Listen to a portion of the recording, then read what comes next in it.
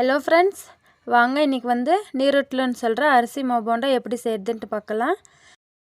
நம்மளாம் தோசைக்கெல்லாம் ஆட்டி வச்சுருப்போம் இல்லைங்களா அரிசி மாவு, அந்த அரிசி மாவு தான் இன்றைக்கி அரைச்சிட்டு வந்திருக்கீங்கன்னா மறாவது நாள் தான் செய்யணும். கொஞ்சம் புளிக்க விட்டு செய்யணும். இப்போ வந்து தேவையான அளவு அரிசி மாவு எடுத்துருக்கேன். நல்லா திக்காக எடுத்துக்கோங்க. இது கூட பார்த்திங்கன்னா கொஞ்சமாக கொத்தமல்லி, அதுக்கப்புறம் இடித்து வச்ச பச்சை மிளகாய், ஒரு மீடியம் சைஸ் வெங்காயம் வந்து 2 கட் பண்ணியிருக்கேன். எல்லாத்தையும் இது கூட நம்ம வந்து போட்டுக்கலாம். ரொம்பவும் டேஸ்ட்டாக இருக்கும். இப்போ இது கூட பார்த்திங்கன்னா தேவையான அளவு உப்பு போட்டுக்கலாம். இப்போ இதை நல்லா மிக்ஸ் பண்ணிக்கலாம். தெலுங்குல பார்த்திங்கன்னா இது நீரொட்லுன்னு சொல்லுவாங்க.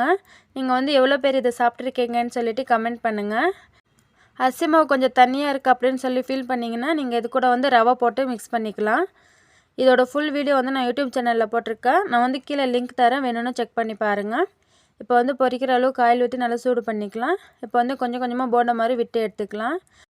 போட்ட உடனே திருப்பக்கூடாது. ஒரு 2 மினிட்ஸ் விட்டுட்டு தான் திருப்பணும். நல்லா இந்த மாதிரி கோல்டன் ப்ரௌன் கலர் ஆகிற வரைக்கும் ஃப்ரை பண்ணிக்கோங்க. ரொம்ப டேஸ்ட்டாக இருக்கும். கண்டிப்பாக ட்ரை பண்ணுங்கள்.